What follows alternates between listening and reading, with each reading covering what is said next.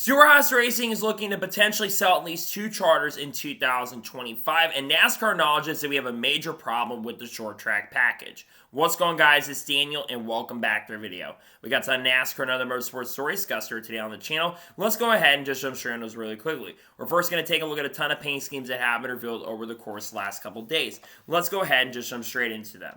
The first paint scheme we're taking a look at is Brendan Poole's 2024 Eclipse Claim Scheme that we're going to see this weekend at Texas Motor Speedway. I like the colors on it, and it's really awesome and great to see that Eclipse Claims will be working with Brendan Poole once again in the 2024 Xfinity Series season.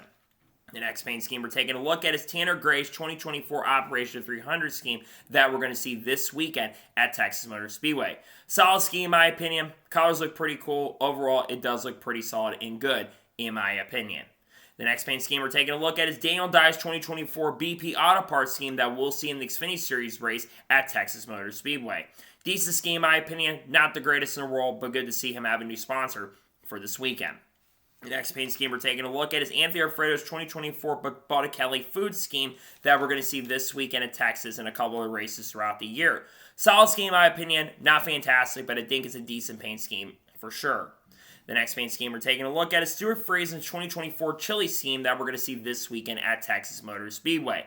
It's very creative. I'll give them that. It's not amazing, but it's extremely creative. They've got the whole menu on there. I think it's very interesting and glad to see that Chili's is once again sponsoring another driver in 2024. The next paint scheme we're taking a look at is Brendan Poole's 2024 Alpha Prime Bites Brownie scheme that we're going to see this weekend at Texas. Solid scheme, in my opinion. Not great, but I think it's definitely solid for sure. Hope we can have a good run in this scheme. The next paint scheme we're taking a look at is Corey LaJoie's 2024 Schluter System scheme that we're going to see this weekend at Texas and a couple other races throughout the 2024 season. There's really not much change other than the other Schluter System schemes. It's basically the same one from last year, but personally, I don't think it's that bad. The next paint scheme we're taking a look at is Josh Berry's 2024 Rodney Childers Throwback scheme that we're going to see at the Darlington Throwback Race. This is a really, really great throwback in my opinion. They did a really good job honoring Rodney Childers, obviously the crew chief of the 4-car, one of the greatest crew chiefs in NASCAR Cup Series history, but he also had a pretty solid late model career as well. I think this is a very good paint scheme overall. The next paint scheme we're taking a look at is Zane Smith's 2024 and Better scheme that we're going to see in a few races throughout the 2024 season. What's interesting is this scheme had already been revealed on the Better website, but I think it's really cool to see the Better's back working with Zane Smith and glad to see he'll be working with him throughout the 2024 season. The next paint scheme we're taking a look at is Bubba Wallace's 2024 Columbia Academy scheme that we're going to see this weekend at Texas Motor Speedway. I like the red, the white, and blue, and all the colors they've got on it. I think it's a really nice looking paint scheme and looking forward to see it on the racetrack throughout the 2024 season. The next paint scheme we're taking a look at is Austin Hill's 2024 United Rentals scheme that we'll see in his season debut in the Cup Series this weekend at Texas. Really nothing different than his Xfinity Series United Rentals schemes. I think it's definitely solid for sure, but there's really not much change other than that. The next paint scheme we're taking a look at is Daniel Suarez's 2024 Kubota scheme that we're going to see this weekend at Texas. Really excited to see that Kubota's back working with Daniel Suarez in 2024. Scheme looks pretty good in my opinion, different than Ross Chastain's, and glad to see though the Kubota will be working with Daniel Suarez throughout the 2024 season. And the final paint scheme we're taking a look at is Ty Dillon's 2024 Seabest scheme that will be seen this weekend at Texas. I think this looks really good in my opinion. It's not too busy. There's good sponsorship placement on this car, and I'm overall looking forward to see on the racetrack this weekend at Texas Motor Speedway. Pretty solid paint scheme overall. And now we're going to head on to the next story of today's episode as we're talking about Olipop. It was announced yesterday that Olipop is going to sponsor Hunter Nemechek for 8 races starting this weekend at Texas Motor Speedway. Olipop is one of the biggest up-and-coming healthy soda brands, if I'm not mistaken, so they do have a presence, and we've been seeing Legacy Motor Club over the course of the last year or so picking up a lot of big sponsorships in brands. Nonetheless, congratulations to Hunter Nemechek on picking up a new sponsor for this weekend, and that, of course, being Olipop. Really exciting stuff overall, to be honest with you. And now we're going ahead, jump on to the next story of today's episode as we're talking about SunDrop. We have officially confirmed that SunDrop is announced a big partnership with Junior Motorsports. They're going to sponsor Dale Jr. at Florence Speedway in August, and they're going to sponsor Sammy Smith at North Wilkesboro in the Cars Tour on May 17th. So about a month from now, they're going to sponsor Sammy Smith. And as I believe will be the first time that Sammy Smith has competed in the Cars Tour as well. SunDrop has had a pretty big partnership with Junior Motorsports over the course of the last few seasons. They sponsored Dale Jr. in the throwback when they ran at North Wilkesboro a couple years ago, and now they're going to be working with him once again and Sammy Smith at these select tracks in the Cars Tour. It's a really great partnership, and nonetheless really happy to see that SunDrop once again will be working with Dale Jr. and also working with Sammy Smith. Maybe in the not so distant future we could see them sponsor in the Xfinity Series as well. And now we're going ahead, jump on to the next story of today's episode as we're talking about Bob Labonte. So, unfortunately, Chrissy Labonte, who is, I think, Terry Labonte's wife, or Bobby Labonte's wife, sadly confirmed that Bob Labonte has sadly passed away. Bob Labonte, for those who do not know, is the father of the legendary Terry Labonte and Bobby Labonte. And he was a two-time Xfinity car owner and really someone who worked really hard in this industry for many, many years. My prayers and condolences do go out to the Labonte family during this time. A really sad and tragic situation overall. Nonetheless, I'm wishing the best of luck to them, and I'm sending my thoughts and condolences and prayers out to the Labonte family during this time. Really unfortunate and a very sad and tragic situation. And now we're going ahead, jump on to the next story of today's episode as we're talking about Callum Ilott and Theo Pogačar. As it was confirmed yesterday that Callum Ilott is going to drive the number 6 for the Indy 500 test today and tomorrow. On top of that as well, Theo Pogačar is on standby for David Malukas at Long Beach. Obviously, David Malukas has still not made a start so far in 2024 in IndyCar, as he unfortunately, I think, suffered some sort of injury, maybe on the wrist or the arm. I'm not entirely sure, but he had surgery and he still is recovering currently at this particular moment. Theo Pogačar has been in Formula 2, I believe, for the last couple of seasons, but he was spotted inside the United States in the last week or so, and a lot of people do believe that if Dave Malukas is not ready to go, then Theo will go ahead and take over the reins of driving the seat. It's a really unfortunate situation that Dave Malukas is still not back. Obviously, this was the best opportunity he had in his career, but he's still recovering from his injury. As for Callum Ilott, it's good to see that he is going to be driving in the Indy 500 test. I don't think he's got a ride for the Indy 500 currently at the moment, but if Dave Malukas is still not ready by that point, then you got to probably consider putting Callum in the seat, especially if he's not ready to go by next month. We're going to have to wait and see what happens. It's disappointing to see for sure, but sadly, I'm not shocked or surprised by this. Hopefully, we'll see him back at the racetrack really, really soon. That being David Malukas.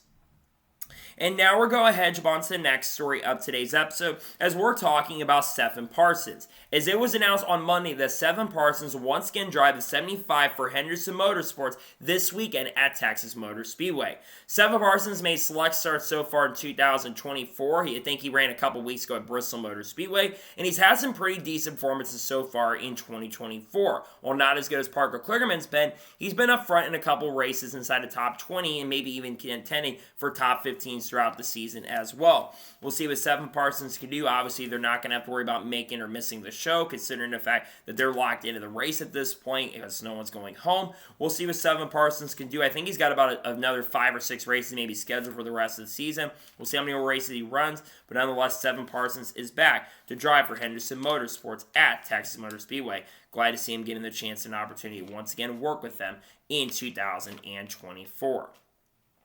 And now we're going ahead, jump on to the next story of today's episode as we're talking about Andretti Global. As it was announced this morning that Andretti Global has officially opened up a new facility in Silverstone as they're still trying to work their way into Formula 1.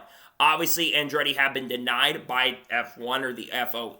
I should say the FIA had approved Andretti to get into Formula 1, but FOM had denied them to go into Formula 1, which of course is owned by Liberty Media. But Andretti is still pursuing a way to try to get into Formula 1. Now, at this point, I do appreciate their efforts, and I think it's really cool that they are opening up a new facility in Silverstone to try to get into Formula 1. But the problem is that they've been denied, and because apparently, and for whatever reason, they don't want Americans in the sport, it seems like. They'll take American dollars, but they won't take American drivers or American teams for whatever reason, unless you're Logan Sargent, which, let's be real and honest, I personally don't see Logan Sargent staying that much longer in Formula One, considering how Williams has treated him over the last couple of races. You look how they treated him after the Japanese Grand Prix. They gave him Alex Albon's wrecked car for whatever reason, which I don't think he deserved. And then, of course, he did kind of wreck it. But then, of course, Alex Albon wrecked another car during the Japanese Grand Prix. So obviously, they're not treating Logan Sargent with the best. I do appreciate Andretti trying to do the best they can to get into Formula One. Do I think they're going to get into Formula One? Honestly, I really don't know at this point. Do I think they deserve to be in Formula One? They're certainly more qualified, it seems like, than Williams and a couple of these other organizations like Haas and AlphaTauri at this point, or Visa Cash App Red Bulls, or whatever the hell they're called at this point. So we'll see what happens, see if they ever get in. As of now, they're still being denied of getting into Formula One, but personally, I do believe that they should be in Formula One, because I think they would provide a lot more to the table than what we're seeing currently at the moment from some of these organizations. And now we'll go ahead and jump on to the next story of today's episode, as we're talking about Katherine Legge. As it was officially confirmed yesterday that Katherine Legge will be driving the 51 for Dale Coyne Racing in this year's Indianapolis 500. Katherine Legge has been a veteran of motorsports for a very, very long time, was the fastest qualifying female driver in the history of the Indianapolis 500. While she did qualify around 30th to 31st in the race, we know that Rahal Letterman last year really struggled to make the show. She's going to have a really good opportunity here, though, with Dale Coyne Racing. I consider Dale Coyne Racing to be one of the more underrated teams in IndyCar currently at the moment. They've been one of the more underrated teams for many, many years and many, many seasons. And I do believe that Katherine Legge is someone who will have a really good chance and opportunity. I believe there's going to be 34, 35 cars running in this year's Indianapolis 500. And I do think that Katherine Legge is going to have a really great chance and a really strong opportunity to make it this year. Again, the competition is very, very stiff, even with some of the smaller teams, because, like I said, Dale Coyne Racing is one of the smaller organizations. But I do believe that she is going to do a very solid and good job in this year's Indy 500. So nonetheless, I'm really happy for her, and congratulations to her on getting the chance and opportunity. This has been expected that she was going to run the Indy 500, but nonetheless, really happy that she will officially get the chance and opportunity to run in this year's Indianapolis 500 with Dale Coyne Racing. And now we're going to go ahead and jump on to the next story of today's episode, as we're talking about Dale Jr. As it was confirmed on Monday that Dale Jr. is going to run the Cars Tour race in the next week or so at All-American Speedway. Now, we already confirmed that Dale Jr. is going to be running at Florence in August, but there's another race that Dale Jr. has announced. I can't remember the sponsor that he's going to be having, but he'll be driving the number 3 car in the Cars Tour. Dale Jr., obviously, of course, is one of the co-owners of the Cars Tour currently at this moment, and he's part of the board that makes a lot of decisions that happen there. Having the owner of the series competing in the Cars Tour, I think, is really, really huge, and having the name Dale Jr. show up, one, is going to really help bring ticket prices out to these Cars Tour events. But number 2, racing at All-American Speedway, which is a really, really solid and really great racetrack, him racing there, I think, is also pretty huge and pretty awesome to see. So I think Dale Jr. will be very competitive. I don't know if he's going to go out there and win. I think that his driver, Carson Quaffle, probably has to be the favorite to win the Cars Tour Championship at this point. Or even if Connor Zilic runs, maybe he's the favorite. So I think Connor's got some other Cars Tour races that are scheduled for the 2024 season at this point, considering he just won very recently. I think Dale Jr., though, will be competitive. I don't think he's going to go out there and certainly win, but I do certainly believe that he'll be very solid and really competitive in the Cars Tour. Congratulations to Dale Jr. on getting the chance and opportunity to compete in the Cars Tour in the next week or so at All-American Speedway. And now we're going ahead and jump on to the next story of today's episode, as we're talking about Johnny Sauter. As it was confirmed on Monday early afternoon that Johnny Sauter is going to drive the 45 for Nice Motorsports at Texas Motor Speedway. This will be Johnny Sauter's second start of the 2024 season, as he did compete with Nice Motorsports at Daytona, where unfortunately I think he ended up crashing out near the end of the event after having arguably the fastest car in the Truck Series race at Daytona. When I look at potential favorites for this weekend on Friday evening, I think Johnny Sauter certainly has to be one of the favorites. While the 45 truck has not been consistently up front contending for wins so far this season, they've been in the top 5 and top 10 consistently, and Johnny Sauter does have a lot of wins at Texas Motor Speedway. So I certainly do believe there's a really great chance and a strong possibility that Johnny Sauter will be going out there and trying to compete for the win. He's still going to have to beat drivers like Kyle Busch and Roger Kroof and Corey Heim, but I do believe that he is going to have a really great chance and a strong opportunity to get it done. We'll see how he ends up doing, but nonetheless, really happy and glad to see that Johnny Sauter is back in the Truck Series this weekend. I really hope he can do a good job with Nice Motorsports this weekend at Texas Motor Speedway.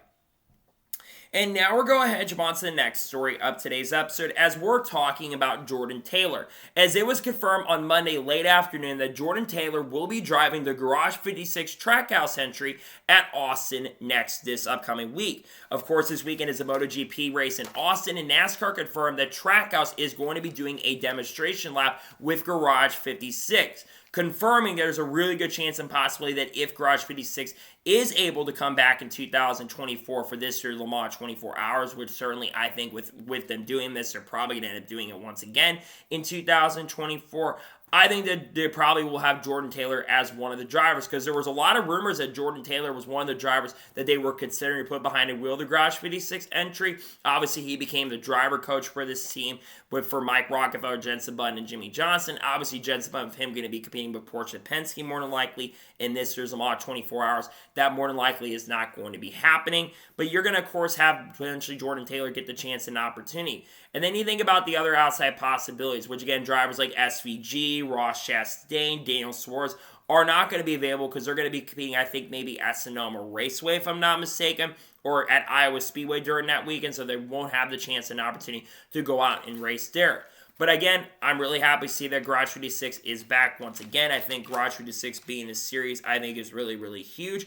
And nonetheless, again, happy to see that Garage 56 is back, and we will see them once again with Jordan Taylor. Pretty exciting and great stuff overall, to be honest with you. And now we're going ahead to on to the next story of today's episode as we're talking about Prema Racing. As it was officially confirmed yesterday that Prema Racing will in fact be joining IndyCar in 2025. They are going to have Chevy engines in the 2025 season, and they're going to field 2 full-time entries. Prema Racing, for those who do not know, is one of the biggest up-and-coming development teams in the Formula 1 space. I think they have a team currently in Formula 2 and Formula 3. I don't know who they're a satellite organization with. I can't remember if they're a satellite organization maybe with Ferrari perhaps, or maybe they're a satellite organization with another organization like Red Bull or maybe Mercedes. I cannot remember exactly. But they are one of the biggest teams that is a development team for a lot of these up-and-coming talents. So you start thinking about this. One, it does sound like there might be a limit on how many entries are going to show up, because if Prema does show up, there are going to be potentially as many as 29 full-time entries for 2025. And according to one of the articles that I read, it sounds like they're going to have a limit on how many cars are going to be allowed to run outside of the Indy 500. They might limit that to 27. So it sounds like we might even have bumping, and qualifying might be even more important than we initially realized, because some drivers may not even get to run the race because there might not be enough spots to get on the grid. But then you start thinking about the possibilities as well with Prema. They're apparently looking at a potential up-and-coming driver in the Formula 1 space to come in and race in the event. I certainly look at drivers potentially like Logan Sargent. Logan Sargent, I don't know if he's going to be back at Williams next year. I'm just going to be real and honest. Logan Sargent, I think he's a very good driver, and I personally think he needs to get out of the Formula 1 landscape and come over to the IndyCar landscape, because I certainly do believe that he would have a lot more success in IndyCar. I also look at Robert Schwartzman. Robert Schwartzman has been rumored to be coming over to IndyCar the last year or so. He's been in Formula 2 the last few years, and let's be honest, it really isn't a place right now for him to go in Formula 1. So he might be someone that they might end up considering. And then you also have a driver, of course, like Callum Ilott. Callum Ilott was in Formula 2 years ago, and he's been doing extremely well with Arrow McLaren. He's been working with the team the last year or so. He did pretty solid at the Thermal Club, nearly got into the final event. And overall, if I'm looking at what the situation for Prema, I'm going to go after one of these free agents at the end of the year because Romain Grosjean is certainly not going to be available at the end of this year. So certainly I do think that there is going to be some big movement happening. But again, as I'm really excited to see that Prema is going to be joining IndyCar this year, or next year I should say. It's a new organization. They're apparently going to have a call here really soon to talk about some of the things they've been doing. Nonetheless, though, it's really exciting stuff, and I'm very happy and proud to see that Prema is going to be joining IndyCar this season. I think they're going to be very successful, and I think they'll show a lot of praise throughout the 2025 IndyCar season. And now we're going to jump on to the next story of today's episode as we're talking about Kyle Larson. Now, currently at the moment, the Indy 500 test is going on, and Kyle Larson is part of that Indy 500 test. Now, why is Kyle Larson testing today? Well, remember, Kyle Larson is actually going to be competing in this year's Indianapolis 500 or attempting to qualify for this year's Indianapolis 500. Now, a lot of people are wondering why Kyle Larson is not part of the rookie orientation class. Well, because Kyle Larson passed his rookie orientation and he doesn't have to go through the rookie orientation run. He gets to be part of the veterans group, which is on track as we speak. Ultimately, Kyle Larson is out there to get a lot of experience, and he's doing something that has not been done since 2014. The last time that someone did that was Kurt Busch, which is attempting to run the double, run the Indy 500 and the Coca-Cola 600 on the same day, and complete it. The last driver that I believe completed the double was Tony Stewart back in 2001, when Tony Stewart was able to finish in, I think, in like 6th place Indy 500 and finished in 3rd position in the Coca-Cola 600.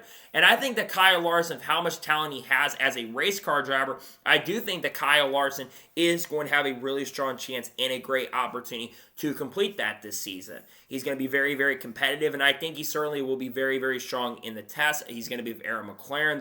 They're one of the best organizations currently in IndyCar at the moment. I personally do believe that Kyle Larson is going to be a serious threat and a serious contender to get that done in this year's Indy 500. I think he's going to be able to make the show easily. I think he easily gets a top 10, if not a top 5, and he might be able to win the Indy 500, which he'd be the first NASCAR driver to win the Indy 500 in a very long time. So really hope it can end up happening. But again, it's really exciting stuff. We'll probably hear more from Kyle Larson later today and tomorrow if we get to test a lot. And we'll hear Kyle Larson's thoughts about the Indy 500 test here really soon. Glad to see him doing the test today. We'll see how successful he can end up being in the Indy 500 test. And now we're going to jump on to the next story of today's episode as we're talking about Worldwide Express. As it was announced last night that Worldwide Express will sponsor Shane Van Gisbergen this weekend at Texas Motor Speedway. Worldwide Express, of course, a massive partner with Trackhouse Racing over the last year or so, and also with Nice Motorsports, and obviously Shane Van Gisbergen is under contract with Trackhouse Racing. I have to say that this team looks absolutely amazing and really incredible. But you think about SVG. He's been picking up a lot of sponsors and brands over the last year or so. Of course, WeatherTech, Safety Culture, Quadlock, and now Worldwide Express has joined as a new sponsor for Shane Van Gisbergen in the 2024 season.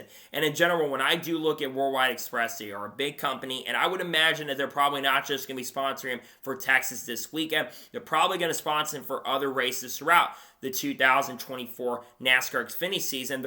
We know that Wendy's is going to be working with SVG, and I also wonder if potentially Red Bull could come on and sponsor one of Shane Van Gisbergen's races, because that would be absolutely a huge story, because we know that Shane Van Gisbergen has a massive and huge partnership with the Red Bull group. So I think overall, it's really just cool to see that Worldwide Express is in fact going to be working with him this year in 2024. And like I said, I think the paint scheme looks absolutely phenomenal and really incredible. So again, really exciting stuff, and nonetheless, very happy to see once again that Worldwide Express is going to be working with Shane Van Gisbergen this year in 2024. Hopefully they can provide a lot of success to him, and hopefully he can do a really good job at Texas. This is going to be his second mile-and-a-half start in the Xfinity Series. Even though Texas is a much different track, we'll see how he ends up doing. I think he's been doing a really good job so far in Xfinity. We'll see how he ends up doing in the 2024 weekend at Texas Motor Speedway, which of course is a couple days away.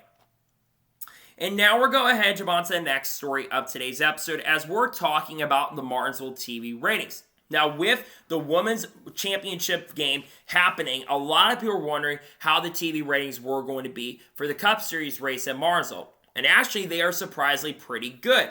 According to Adam's term, FS1 got 2.191 million viewers for Sunday's NASCAR Cup Series race at Martinsville. That is nearly flat from 2.218 million, meaning that we only had a 27,000 viewer drop.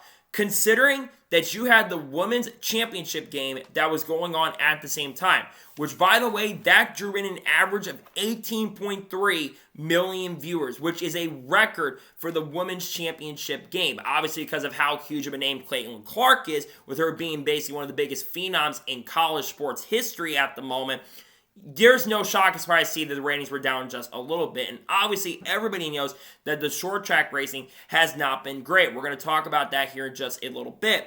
But personally, seeing the ratings only be down 27,000 is actually a pleasant surprise. And one shows there still is a lot of interest for short track racing, which is why it absolutely needs to get fixed here in the not so distant future. Again, I don't think the ratings are that bad. They're not amazing by any stretch of imagination. Being down isn't great, but only being down, like I said, 27,000 is really not the end of the world. I would be a lot more concerned if the numbers were down 100,000 to 200,000. But when you look at the outside factors of the women's championship game with Caitlin Clark, it isn't really the biggest surprise or shock to see that the TV ratings are down just at least very, very slightly. But they're a lot better generally than I thought they were going to be. I saw some people trying to spin it, saying that the ratings being down is not a good thing, which again, being down is not amazing, but only being down 27,000 viewers personally, I really don't think is absolutely horrendous and terrible. So as much as it is disappointing to see it not up once again, it really wasn't down by much. 27,000, in my opinion, is not a massive and a huge drop. And really, to me, that is not a major and massive concern overall, in my opinion. And now we're going ahead and jump on to the first of two major stories in today's episode as we're talking about the short track package. Now, over the course of the last couple of days, there's been a lot of talk and conversation surrounding the short track package in short track racing. A big reason why there's been a lot of talk about this is because if you watch the Cup Series race in Martinsville, that to me was one of the worst NASCAR Cup Series races we've seen in Martinsville history. And it's been a growing problem when it comes to short tracks over the course of the last few years.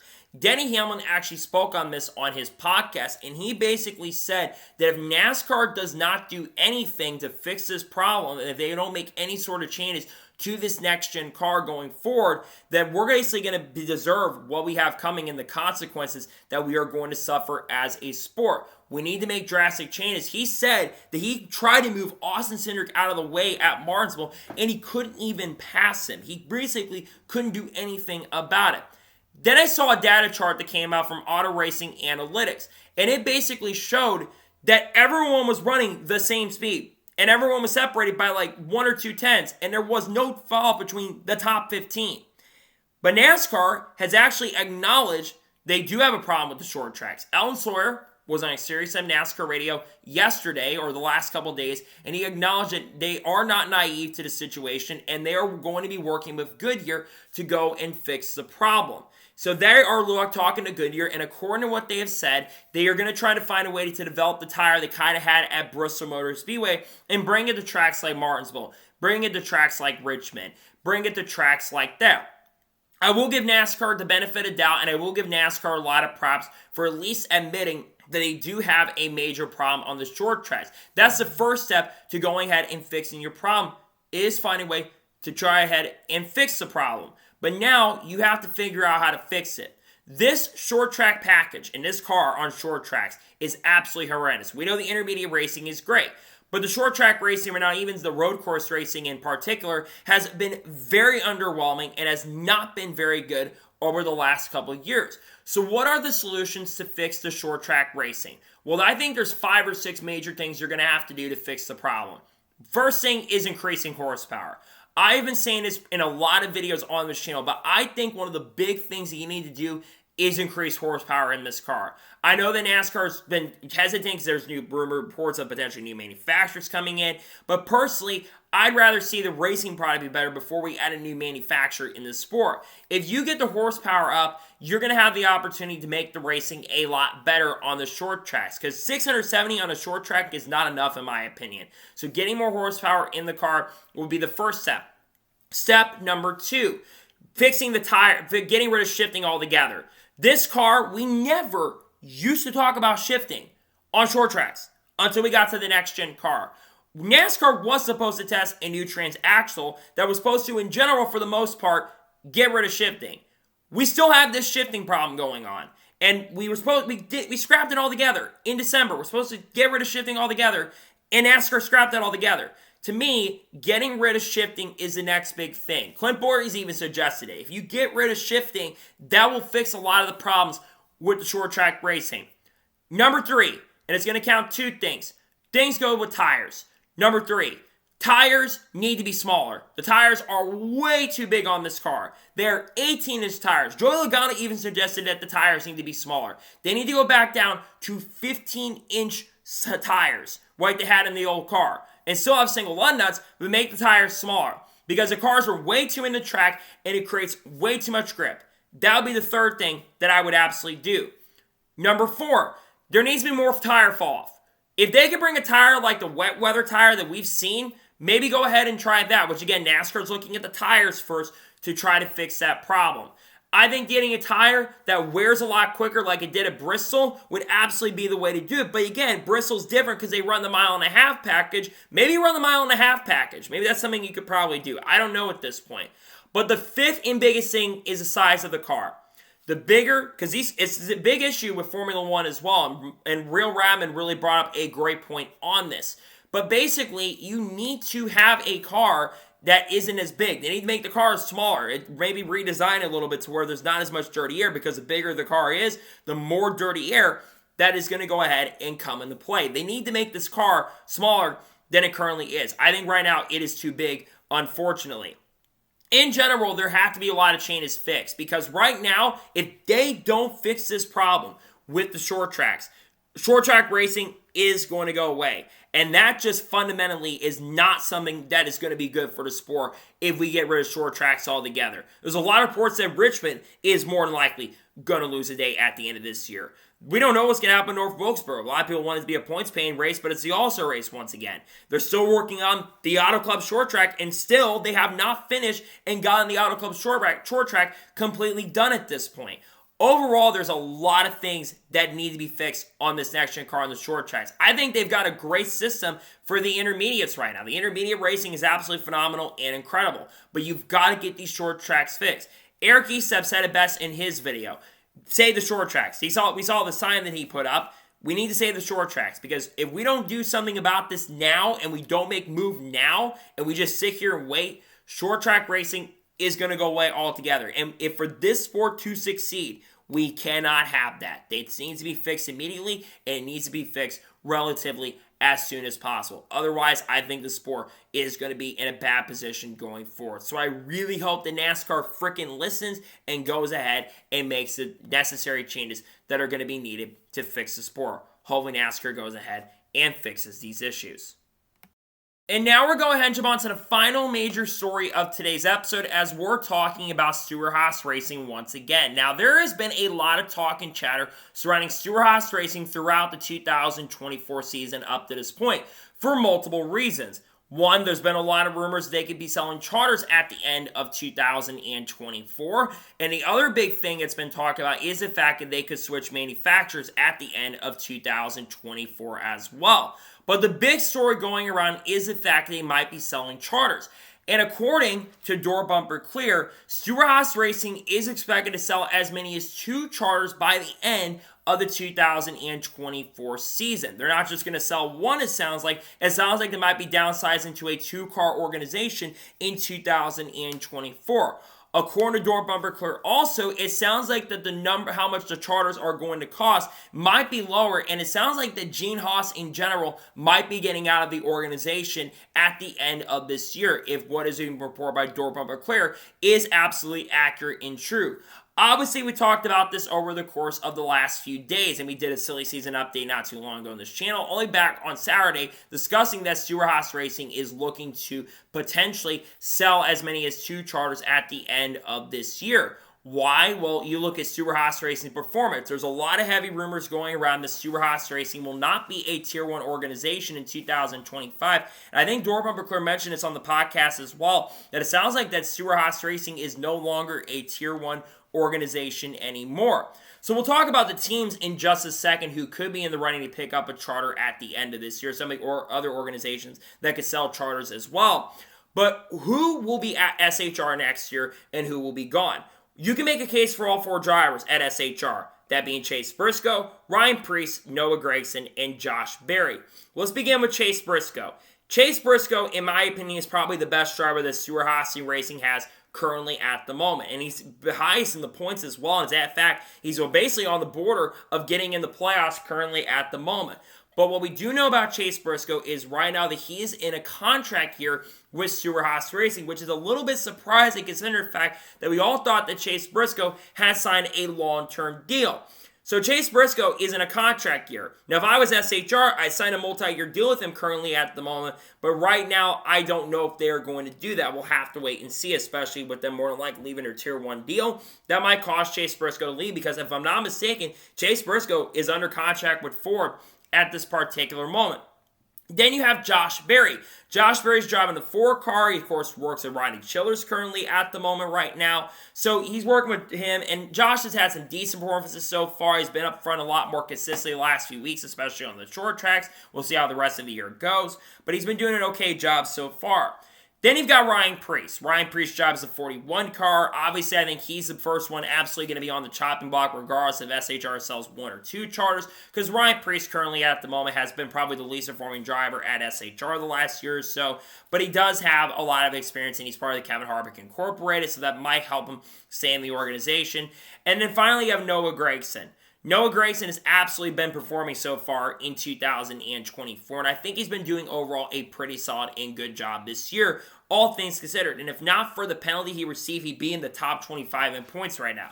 So what happens to the 2 drivers? Who is most likely going to stay? Well, if you want my early prediction, I think it is going to be Josh Berry and Noah Gragson who stays, and Chase Briscoe and Ryan Preece goes. Regardless, I think Ryan Preece is completely out. Ryan Preece does not bring the sponsorship and funding needed, and that 41 car has kind of been the black sheep of this organization the last couple of years. I'm not saying that Ryan Preece is a bad driver by any stretch of imagination. I just certainly think that he is probably going to be leaving the team at the end of this year. And then you have Chase Briscoe leaving. Chase Briscoe is probably the boldest one for sure for a lot of people that probably will end up leaving, but hear me out with Chase Briscoe. Chase Briscoe, like I mentioned, if I understand it correctly, he is under contract with Ford and not fully SHR itself. And with him being in a contract year, I think that he probably is gone at the end of the year, especially if he's got massive ties with Ford. Now, the big thing that's really, really interesting when it comes to Chase Briscoe is where would he go if he basically leaves? Well, I think he goes to the Wood Brothers. Harrison-Burton has been struggling immensely this year. They have been off the pace this year, and they have not shown the pace and speed to contend on a week-by-week basis. So therefore, I think that Briscoe goes to the Wood Brothers potentially next year if they do sell 2 charters, and I think Harrison-Burton is completely gone.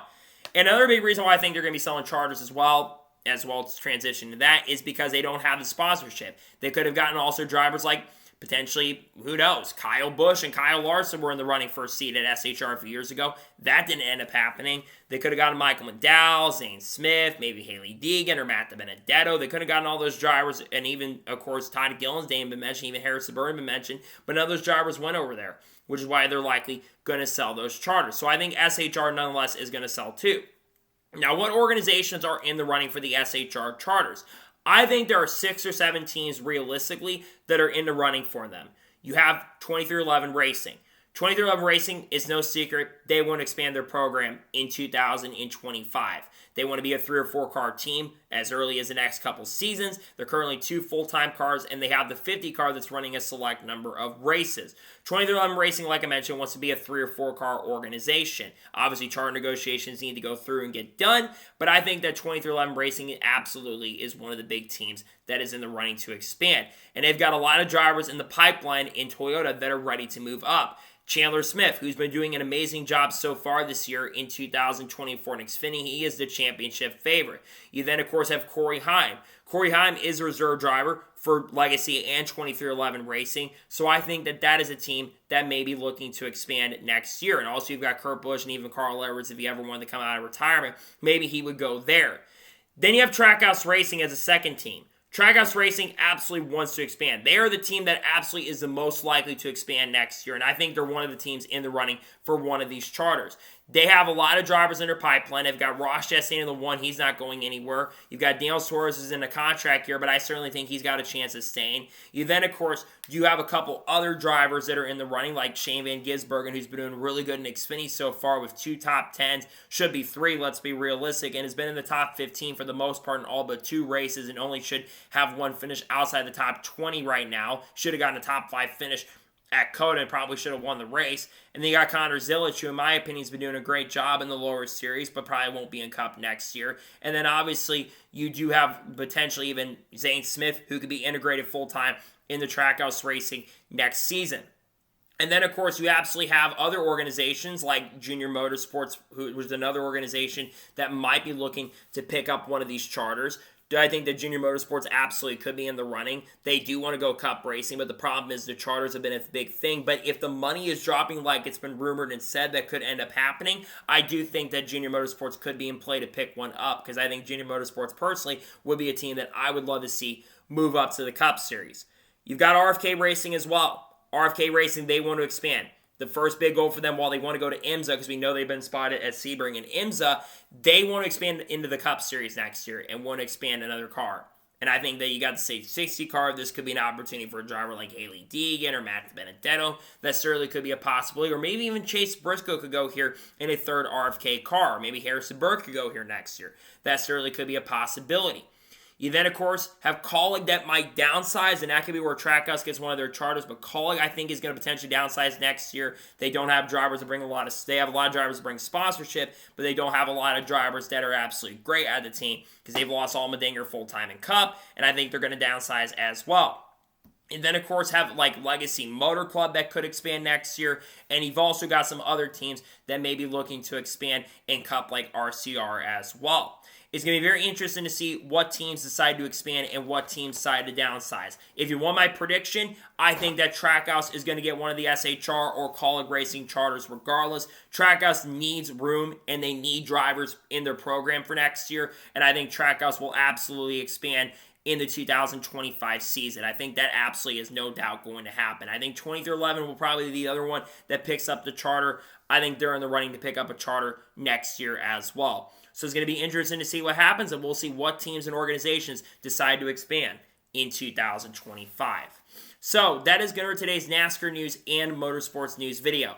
One thing, guys, for watching, please subscribe to the channel, notifications on, and if I win a video, it does go live on my channel.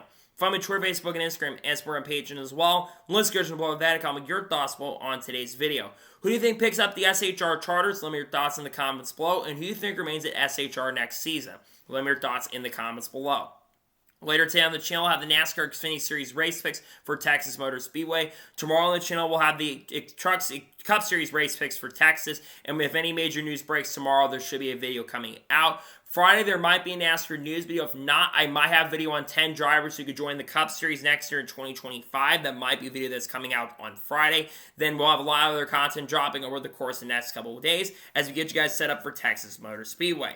So anyways, like I said, I want to thank you guys for watching today's episode, and I'll see you guys next time for more great, awesome NASCAR content and other motorsports content on the channel like this. Take care, everybody.